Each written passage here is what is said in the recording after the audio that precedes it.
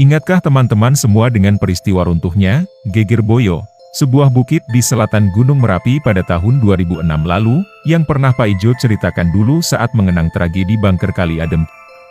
Memang, dari kacamata sains, Geger Boyo ini runtuh ditengarai karena gempa bumi Jogja 2006 yang terjadi sebelumnya, tapi konon, dari kacamata mistis, Geger Boyo ini runtuh karena berakhirnya tugas Ki Jurutaman, seorang abdi dalam masa pemerintahan Panembahan Senopati, yang ditugasi untuk menghalau lahar Merapi. Siapa beliau dan bagaimana kisahnya? Cerita ini berawal dari kegalauan yang dialami oleh Panembahan Senopati, raja pertama kerajaan Mataram Islam.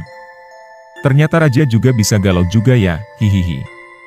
Ia khawatir akan adanya ancaman dari bencana yang bisa ditimbulkan oleh Gunung Merapi yang bisa terjadi sewaktu-waktu.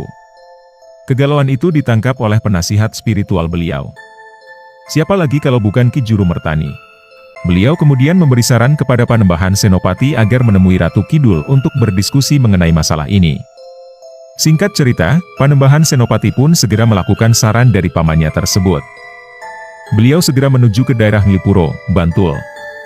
Daerah ini kini dikenal dengan nama daerah Bambang Lipuro. Di pinggiran sebuah sungai, beliau kemudian memulai ritualnya, yaitu memanjatkan doa memohon petunjuk dari Yang Maha Kuasa mengenai permasalahannya. Hingga akhirnya beliau mendapat petunjuk untuk melakukan hal yang sama seperti yang beliau pernah lakukan dulu ketika pertama kali bertemu dengan Ratu Kidul, yaitu menghanyutkan diri di sungai hingga sampai ke tepian laut. Singkat cerita, sampailah beliau di pantai selatan. Di sana beliau bertemu dengan Ratu Kidul, dan sepulangnya dari tempat itu, Ratu Kidul memberi beliau sebutir telur yang diberi nama Dendek-dekan. Sesampainya di istana, Panembahan Senopati kemudian menyampaikan hasil pertemuannya tersebut kepada Ki Juru Mertani. Ki Juru Mertani kemudian memerintahkan Panembahan Senopati untuk memberikan telur tersebut kepada salah seorang penjaga taman keraton. Nah, disinilah Ki Juru Taman masuk ke dalam cerita ini. Ki Juru Taman kemudian diperintahkan oleh sang raja untuk memakan telur tersebut. Bukan tanpa alasan, tapi hal itu dilakukan karena Panembahan Senopati melihat umur Ki Juru Taman yang sudah semakin tua, tapi beliau masih sangat bersemangat untuk mengabdi kepada keraton.